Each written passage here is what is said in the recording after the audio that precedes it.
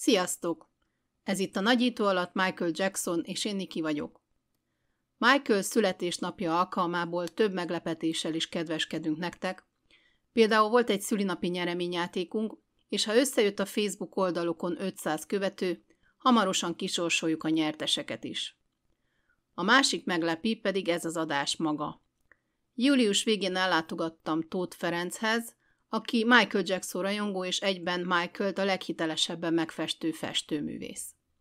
De most nem a lakásába, hanem az immár 5. éve megrendezett Michael Jackson élmény- és tánctáborba, melynek ő a szervezője. A tábornak a Nemzeti Lovaskultúra Központ ad otthont a Pest megyei Érdés-Tárnok határán. Képzeljetek el egy hatalmas területet lovardával, ősfás parkkal, mindenféle háztáji állatokkal, magyaros ételeket kínáló vendéglővel, és még medence is van. Ahogy kiszálltam az autómból, egyből éreztem, hogy a nyugalom és béke szigetére érkeztem.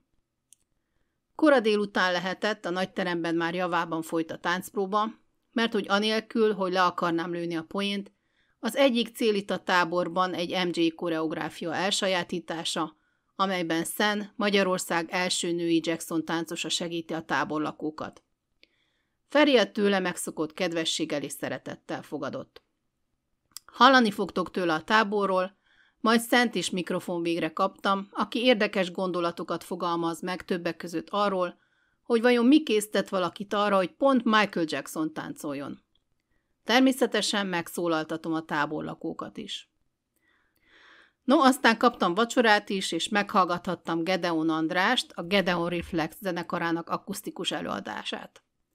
Nem szaporítom tovább a szót, jöjjenek akkor az interjúk, jó szórakozást!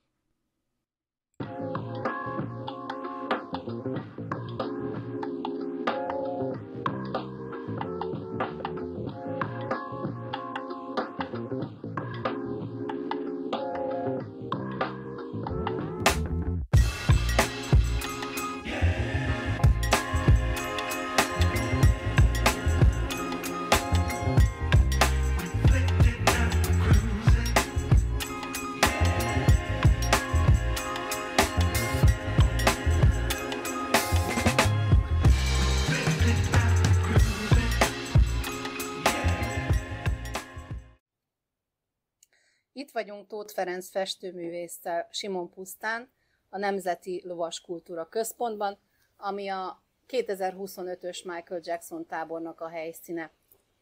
Feri, örülök, hogy veled is tudok egy kicsit beszélgetni a táborról, hiszen tulajdonképpen, ha jól tudom, te vagy az alapítója ennek a tábornak, és először azt szeretném, hogyha elmesélnéd, hogy egyáltalán mikor és hogyan keletkezett ez a tábor. Szia, Niki, köszöntöm a podcast hallgatóit, örülök, hogy itt vagy, és most belecsöppensz ebbe a kis tábor feelingbe, ami most már tényleg az 5., itt Simon Pusztán pedig a 4. táborunk. És akkor közben háttérben ugye csak úgy elmesélve, hogy folyik egy táncpróba a táborlakókkal. Mi kicsit így kijöttünk mi ez, egy ilyen kis teraszra, és akkor itt csendben beszélgetünk. Úgyhogy nagyon szépen köszönöm, hogy itt vagy, remélem jó sokáig maradsz. A kérdésedre válaszolva, valójában, hát ugye 5 évvel ezelőtt indult az első tábor, az egy olyan, akkor nagyon sokat gondolkoztam, mert akkor már ugye voltak a Jackson kiállítások, a Jackson festmény kiállítások, hogy kellene még valami. És akkor volt illetve mai napig is csak ritkán beszélünk, de volt egy táncos srác az én életemben, akire én mindig felnéztem művészileg, meg táncban, őt a Kuruc Bencsinek hívják, egyébként máig szerintem az egyik legjobb táncos Magyarországon, és mi akkor nagyon sokat találkoztunk, mert ő is valahogy ez a művészileg, tehát meg nagyon szereti Jacksont, és akkor valahogy így egyik este így kitaláltuk, hogy mi lenne, hogyha rendeznénk egy Michael Jackson tábort. És abban a pillanatban ez így el is indult, és az első táborunkat, azért mondom, hogy tábor, mert az elsőt azt vele szerveztem, illetve azt vele valósítottam meg, az Sziget-Szent-Miklóson volt az első táborunk, és akkor nagyon-nagyon izgultunk, emlékszem, mert hogy akkor fognak-e jelentkezni, tényleg van-e erre igény, Mert ugye Magyarországon rengetegféle tábor létezik, egyébként egy brutál jó időtöltés, akár gyerekeknek, akár ugye mindenféle korosztálynak, mint ahogy ebben a táborban is mindenféle korosztály van, és ez ettől színes, nem csak ugye a Michael zenéitől, de azért az összeköt minket. És gondolkoztunk rajta, hogy legyen. Hál' Istennek jelentkeztek, és képzeld el, Niki, hogy konkrétan itt is most már legalább ilyen 10-10 valahány ember már az elsőn is ott volt, és azóta is ez már az 5. táboruk. És hányan voltak az első táborban? Mindig ilyen 20-30 fő. Egyébként pont mielőtt készült az interjú, akkor pont beszélgetünk is erről, nem baj, ha elmondom a közönségnek, hogy valahol ez a 20-30 fő közötti létszám az, amit én még nagyjából szerintem tudok kezelni. Hogy bár egyébként mindig gondolkozok ezen, hogy talán egy kicsit több reklámmal, talán egy kicsit máshogyan szervezve, még talán 20 ember, tehát mondjuk egy 50 fős táborozó még lehet, hogy beleférne.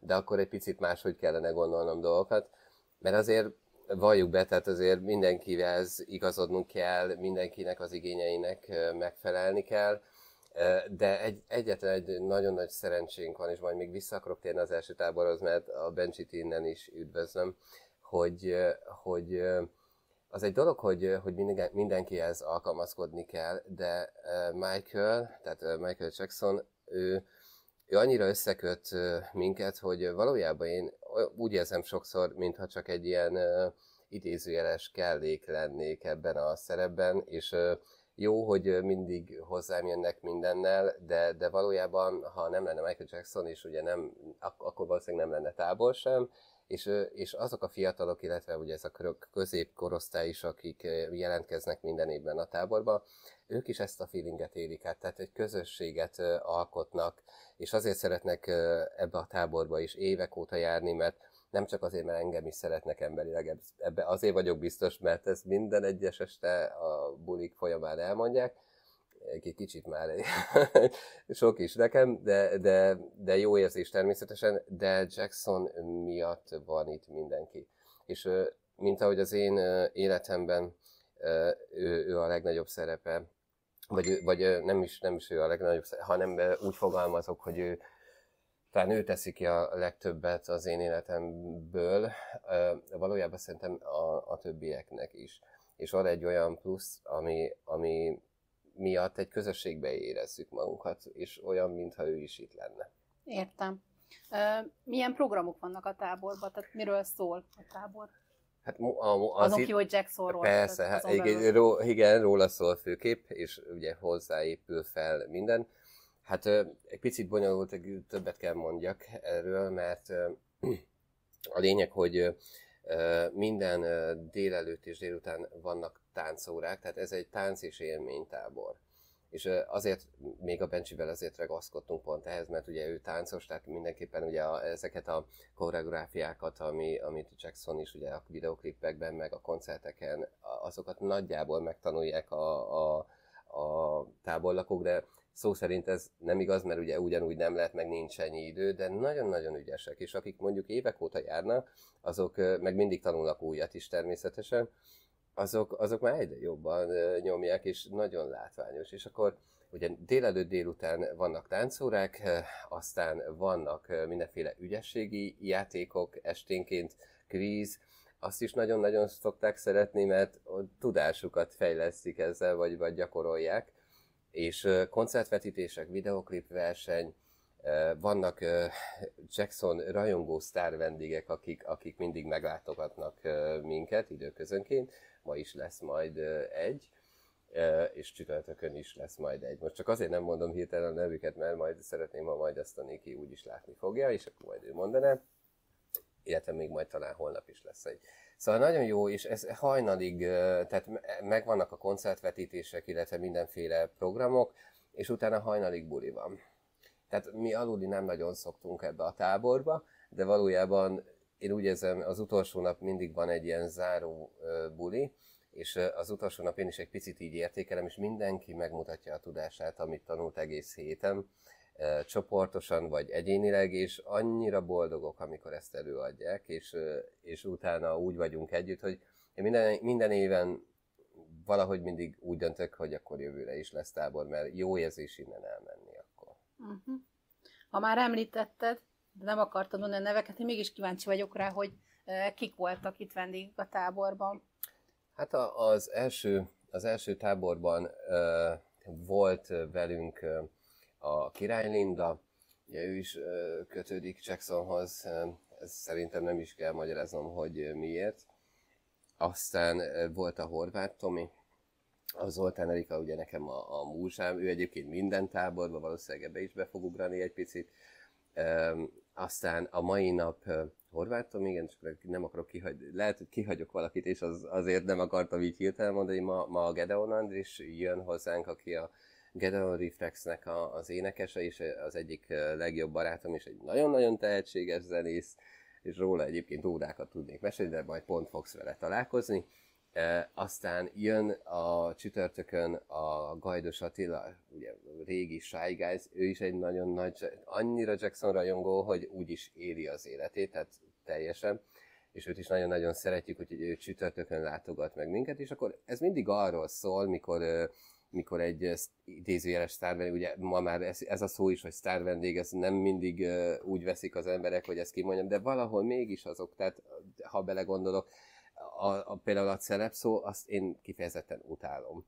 Mert én azt gondolom, hogy egy celeb, és most megint elkanyarodtam, ne haragudjatok, egy celeb az egy színlap sztori valahol, de egy sztár az egy ember. És egy olyan ember, aki mögött tartalom van. És én úgy hiszem, hogy azok az emberek, akik például Jackson szeretik, és ismertek itt mondjuk Magyarországon, azok járnak ide a táborba. És Feri, hogy látod a tábornak a jövőjét? Vannak esetleg ötleteid, valamilyen innováció, újítás, amit bevezetnél a jövőben? Azt mondtad, hogy el tudnál képzelni esetleg nagyobb létszámú tábort is? Igen, egyébként lehet, hogy dolgozni fogok ezzel, hogy legyen egy nagyobb létszámú tábor. Például itt Simonpusz, nagyon szeretjük ezt a helyet. Ez egy természetben lévő hely, és egyébként a szállás is annyira jó, és annyira jó, hogy ez tényleg egy lovas kultúra központ, tehát vannak állatok, rengeteg ló, illetve vannak kecskék, szamarak, tehát amit itt el tudtak képzelni, annyira jó is, de te is tapasztalod szerintem, hogy a levegő is más. Úgyhogy én itt tervezem a következő tábort is, és én nagyon szeretnek itt minket, hál' Istennek, mi is őket. Csak nagyobb, illetve ami még talán jobban, például kiállítást még soha nem hoztam egy táborba. Olyan volt, hogy hoztam egy-egy festményt, és az mindig az esti program kis kelléke volt. Például egy videoklip versenynél, mert az is annyira jó szokott lenni, mert készülnek rá a srácok, és akkor egy-egy dalt, amit én elmondok, hogy melyik legyen az a klip, az a dal, amit ők játszanak el, és akkor azt ugye felvesszük, rögzítjük, és utána annyira jó mindig visszanézni. Tehát ezt fejleszteném, talán több emberrel sokkal látványosabb lenne, és még amit mindig szoktak tőlem kérni, hogy mindig egy nappal tovább legyen, úgyhogy most is egy nappal tovább vagyunk, szóval minden éven egy nappal tovább vagyunk, úgyhogy kb. De ez azt bizonyítja, hogy tényleg szeretnek ide járni az emberek. És ennek örülök. Jó van, köszönöm szépen. Nagyon szívesen.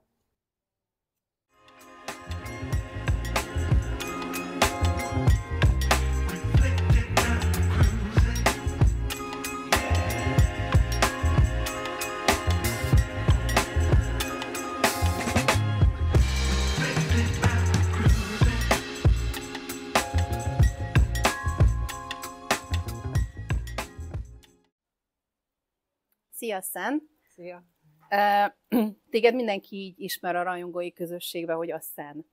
És azt szeretném először kérdezni tőled, hogy hogyan került a te életedbe Michael Jackson egyáltalán, mi a kapcsolódásod hozzá, és ez hogyan alakult az évek során? Ha visszaemlékszem, akkor a legelső az a We Are The World volt, amikor láttam őt, de akkor még csak képítetek láttam, tudomást vettem róla, hogy igen, van egy Michael Jackson, de semmit nem tudtam azon kívül, hogy hallottam a dalt. Utána, amikor a Bad megjelent, Na, az volt a durranás. Gyakorlatilag a családban kezdődött ez a sztori, az apám az nem igazán szívlelte őt, és szócsatába került a testvéremmel, aki megvédte apám ellen ezt a nagyon tehetséges énekest, és akkor hallgattam a testvéremet, hogy milyen dolgokat mond el Michael Jacksonról, na akkor keltette föl a figyelmemet Michael Jacksonra, és akkor utána jött a Bad, jöttek ki sorba a számok, és mindegyik egy szerelem első látással jött a Dirty Diana, jött a Bad, jött a Librarian Girl, olvadás. És akkor jött a Pepsi, amikor reklámozta, poszter, mindenhova kirakva, láttam őt, láttam a szemeit, és húzott, megfogott, húzott, és egyszer csak a tudatomba otthon ráébredtem, hogy én megszerettem őt. Onnan kezdődött. A pontos időt nem tudom, de ez a felismerés, ettől kezdődött az egész dolog. És hallgattam a számait, próbáltam figyelni az életútját, állandóan a cikkeket bújtam az újságokba, hát ha megtalálok valamit róla, mindig szedtem az információt, ugye akkor nem volt még ilyen, hogy internet, meg ami mostanában ez a digitális korszakban van, hogy kupászunk Google-lel, akkor csak cikkekre, interjúkra hagyatkoztunk, és akkor szépen fokozatosan csöppentem én ebbe bele, jött a koncert, sikerült elmenni rá. Ez a History koncert. Az a History, az egyetlen és utolsó. Nekem csak az adatot meg, de fantasztikus volt, teljesen a hatása alá került az ember, ha elmegy egy ilyen koncertre. És gyakorlatilag ez volt a kezdet. Aztán jött az a szomorú év, a 2009, mindenki átesett rajta, aki Jackson rajongó.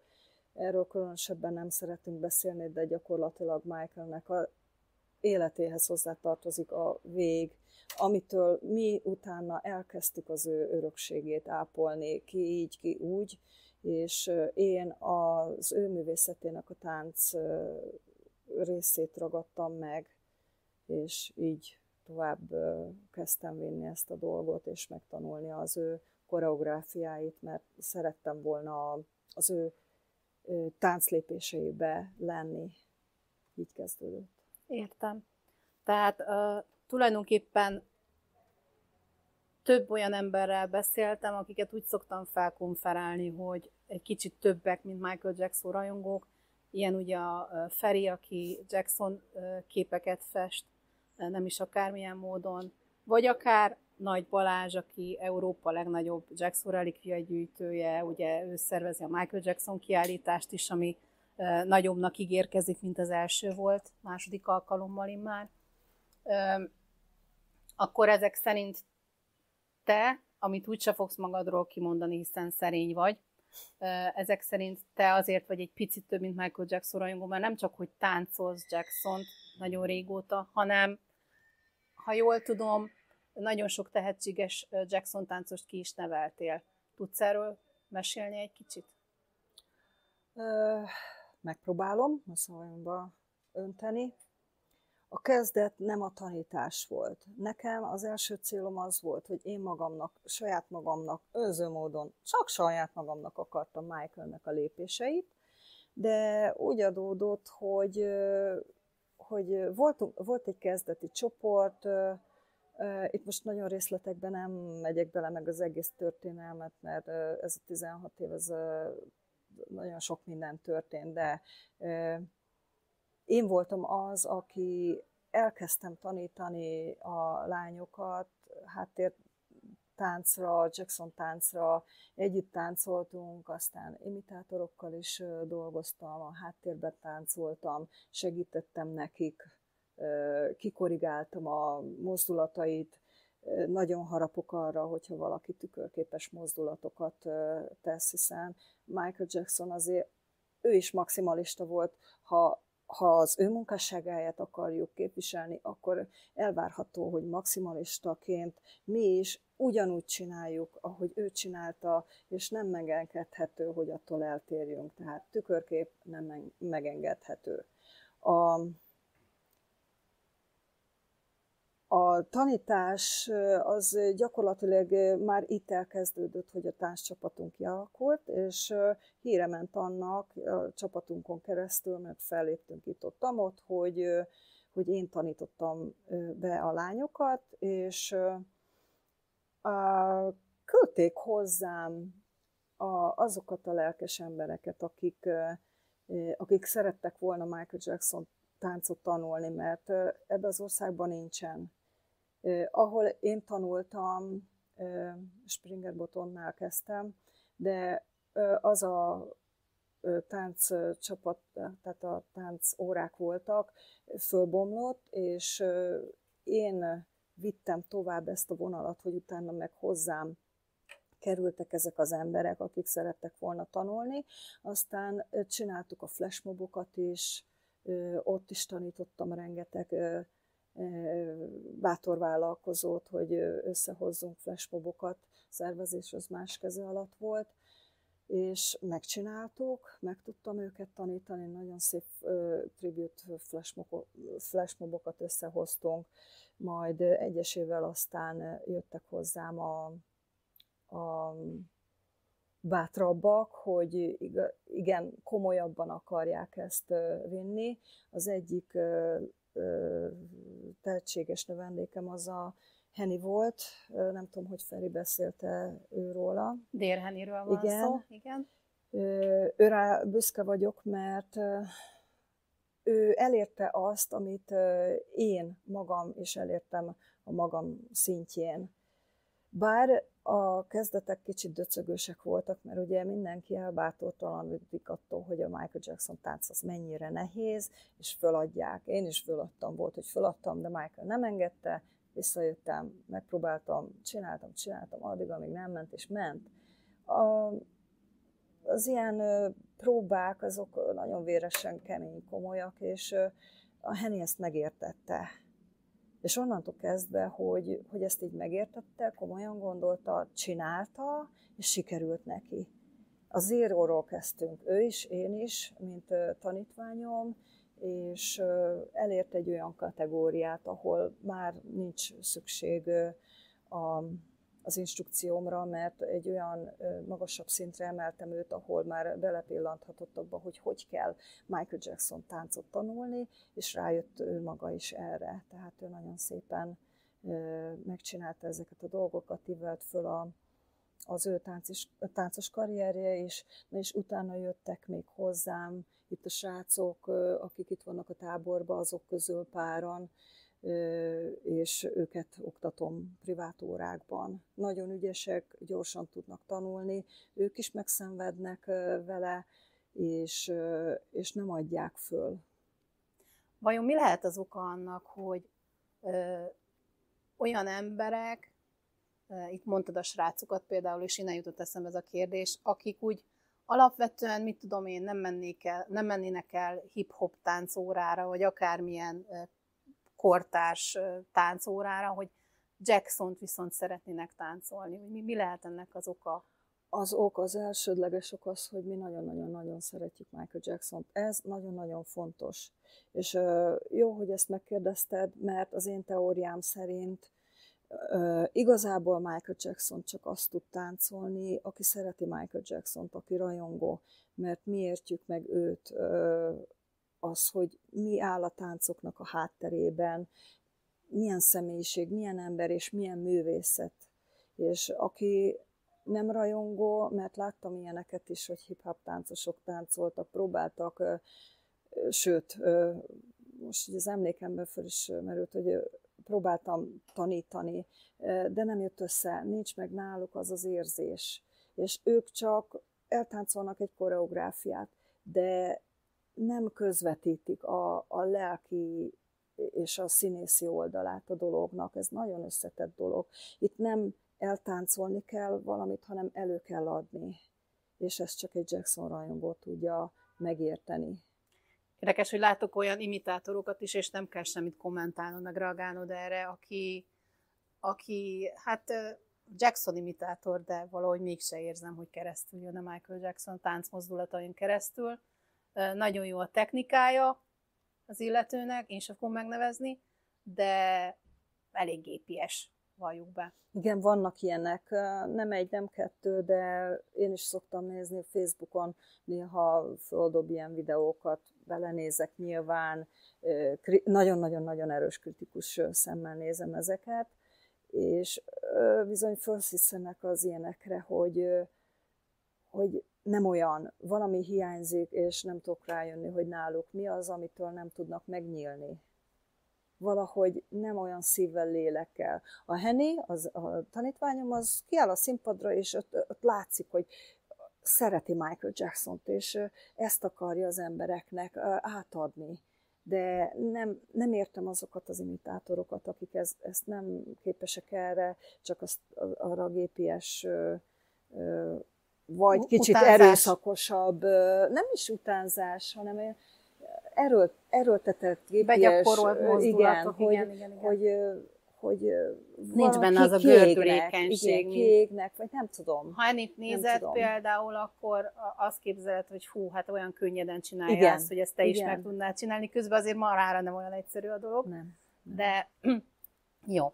Utolsó kérdésem az az, hogy itt a táborban akkor neked ugye az a szereped, hogy betanítod a táborlakóknak a különböző táncokat. Hogy néz ez ki tulajdonképpen így a tábor folyamán? Tehát milyen gyakran vannak táncpróbák, mennyi időt töltötök vele? Minden táborban valamilyen új koreográfiát tanultok, hogy ez hogy működik? A tábor 4-5 napos, illetve hát idén most már 5 napra fejlődött. Eléggé húzós az időbeosztáson, vagy nem tudom, hogy fogalmazom ezt.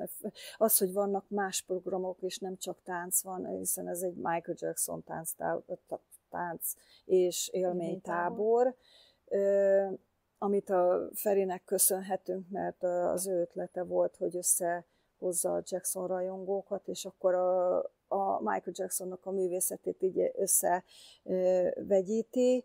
Itt mindenki megtalálja, ami neki megfelelő. A tánc oldaláról tudom azt mondani, hogy megvan egy adott időintervallum, ami alatt a srácoknak el kell sajátítani egy nagyon rövidke kis koreográfia részletet. Azért úgy szoktam már otthon készülni, hogy az ő tudásuknak megfelelően, az ő szintjüknek megfelelően valami könnyebb részletet válogatok ki, és ilyen workshop jelleggel bemegyünk a terembe, megmutatom, elmagyarázom, és darabjaira szedjük az egész pici részletet, zene nélkül megcsináltatom velük, majd kicsit gyorsabban addig, amíg a zene tempójában nem megy, aztán ráültetjük a zenére, és akkor mindenki ki tudja próbálni, begyakorolni, rutint szerezni. Itt nem arról van szó, hogy profi táncosok lesznek kiképezve, hanem egy kicsit bele pillantsanak abba a nehézségbe, hogy Michael Jackson is ezeket eltáncolta, és megtanulta valamikor, hogy neki is nehéz volt ez a kezdet. Persze ő profi, tehát neki se perc alatt megy, de itt azért jó az, hogyha olyan az eredeti koreó, de nem kidolgozva van megtanulva. Tehát most arról nem fogunk odafigyelni, hogy például a mutatói az hogy áll. Én a részletekben a profibaknál, mint a Henny, vele szoktam menni, nem mindegy, hogy a fejet hogy tartod, nem mindegy a lábtartás. Itt csak a lépések, a karmozdulatokra figyelek oda, hogy ezek legyen meg, ritmusban legyenek, és hogyha egyszer otthon táncolják, vagy elmennek egy buliba, fölcsendül Michael Jackson zenéje, akkor már tudnak buli szintjén eltáncolni Michael Jacksonnak ezen rövid koreóját. Értem. Nagyon szépen köszönöm, hogy leültél velem beszélgetni, Szent.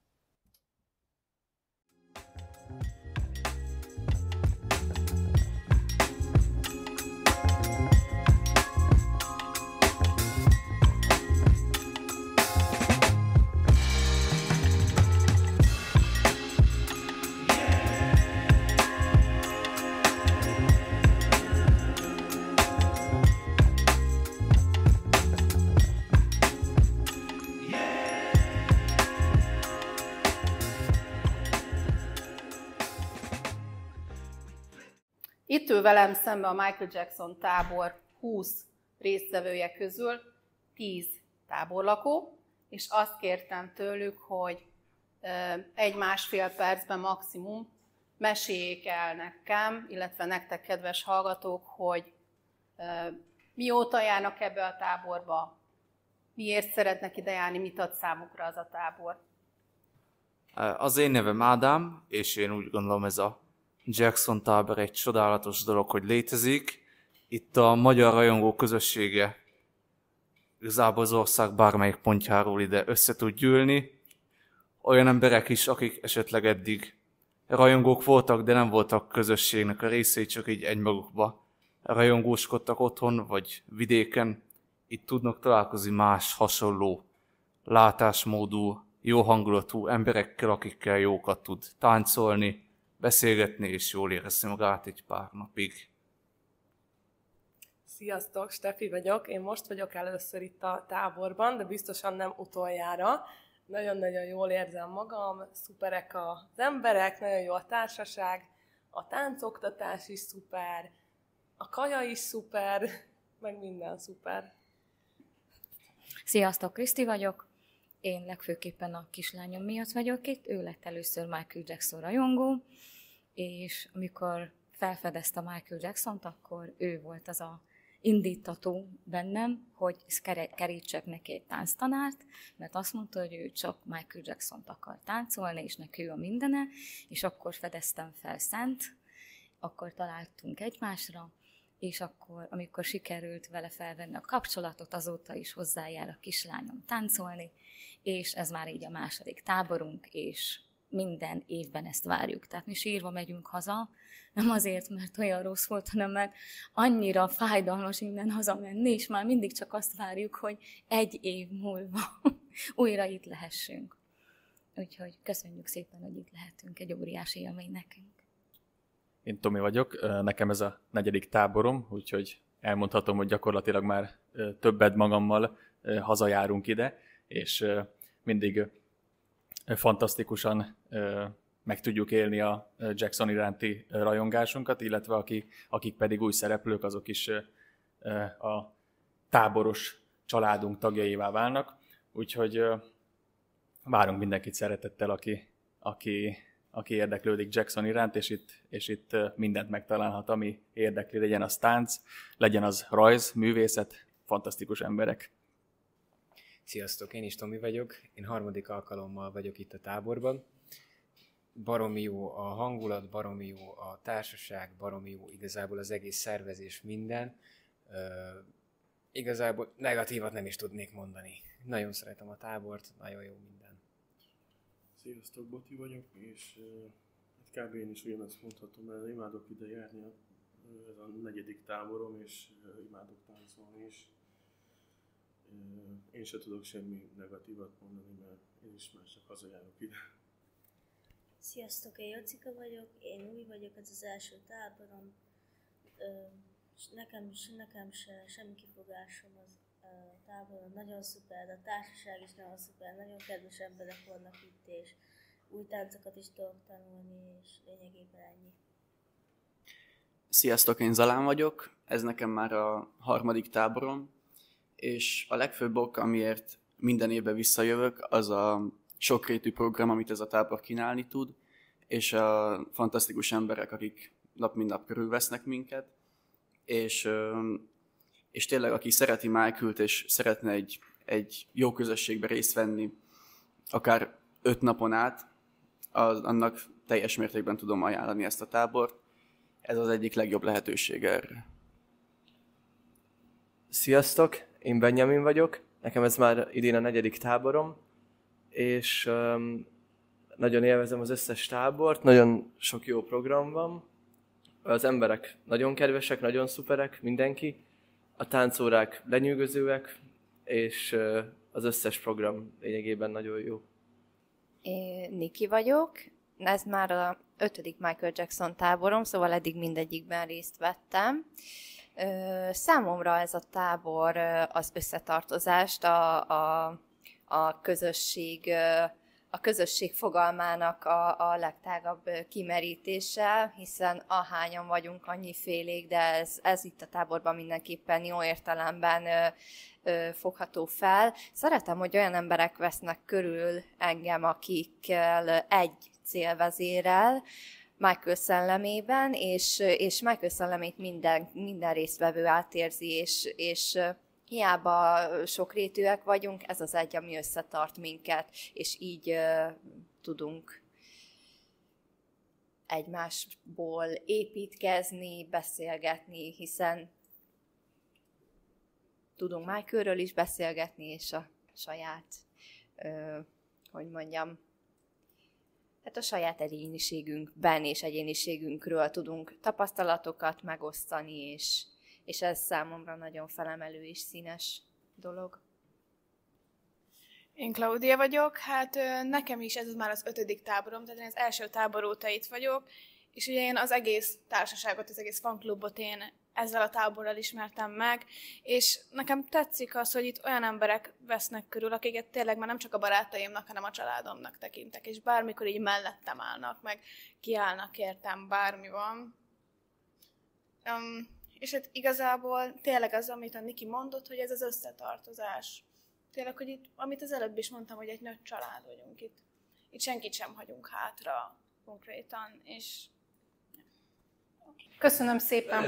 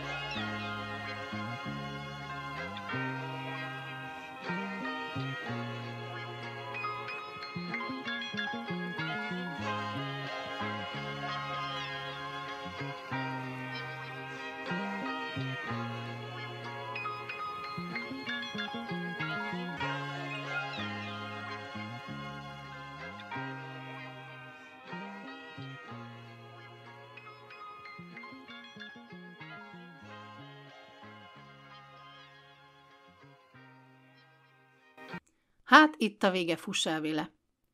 Gedeon Andris nagyon kedvesen belement, hogy mindenféle jogdíj nélkül bevágjam nektek ide az egyik számukat. Figyelmeztetett, hogy ami nekem ott a helyszínen nagyon tetszett akusztikusan, nevezetesen az Előtted áll című dal, az bizony egészen máshogy hangzik az albumon. Hát igaza van, úgyhogy attól függetlenül, hogy szerintem baromi jó szám, egy csendesebb, lágyabb zenét választottam ide az adás végére. Hallgassátok szeretettel a Gedeon Reflex Szeretett Koldusa című dalát, ami mellesleg Feri egyik nagy kedvence is. És mielőtt átadnálak benneteket a zenének, szokásom szerint elmondom, mi várható a következő adásban. Nos, vagy az a Catherine Jackson pera az AEG Live ellen, vagy egy interjú Hadrévi Hennivel, attól függően melyik lesz kész hamarabb. Tartsatok velem akkor is, most jöjjön a Gedeon Reflex. Sziasztok!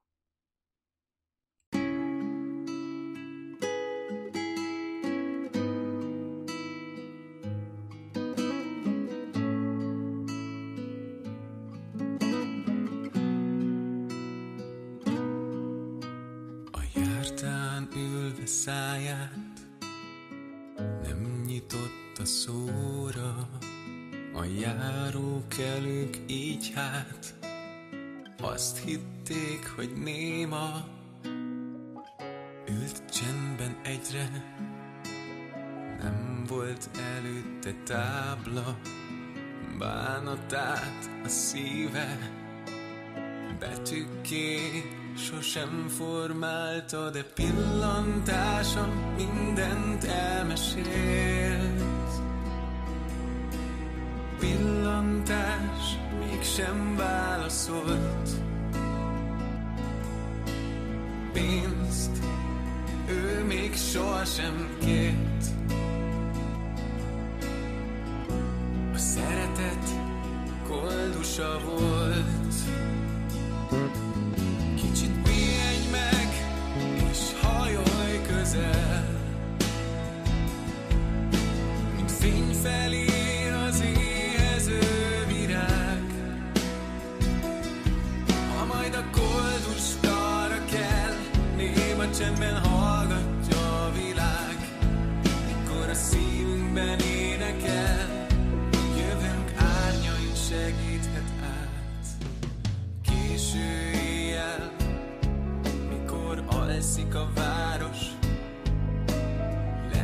göncét, mely szakadt és sáros.